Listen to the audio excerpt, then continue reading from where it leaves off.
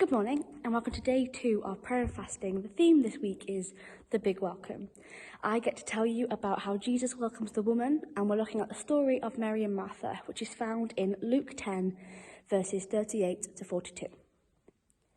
As Jesus and the disciples continued on their way to Jerusalem, they came to a certain village where a woman named Martha welcomed him into her home.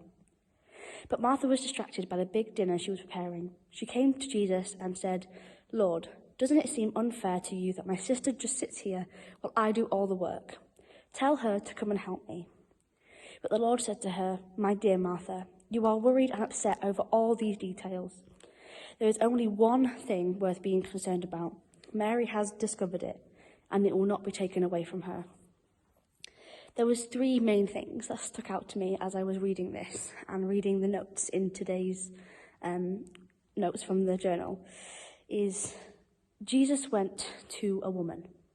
He went to 2 women, just him and them, and he welcomed them. Even though he was in Martha's house, Martha welcomed Jesus, but Jesus welcomed Mary and Martha. He welcomes everybody. We need to welcome Jesus into our space the same way that he welcomes us. How can we invite Jesus into our lives and welcome him the same way he desperately welcomes us with open arms? The second thing that I thought was how we need to focus on Jesus and not the details.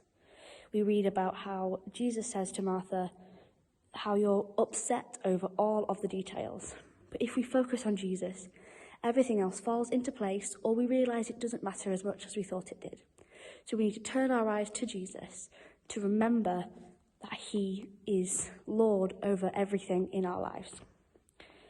And the final thing is Mary was breaking tradition. Normally the women were doing what Martha was doing and prepping and cooking and cleaning, and the men would sit and listen and be taught. Mary went against this. She was listening to Jesus. She was learning from Jesus.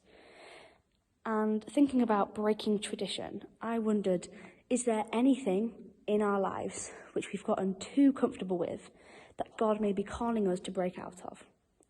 Is there anything where God needs us to break tradition and do something different, be a change? And that could be welcoming somebody, or it could be going somewhere, or doing something, or how we approach things.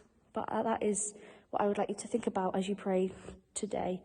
Is God calling you out of somewhere comfortable to do something different?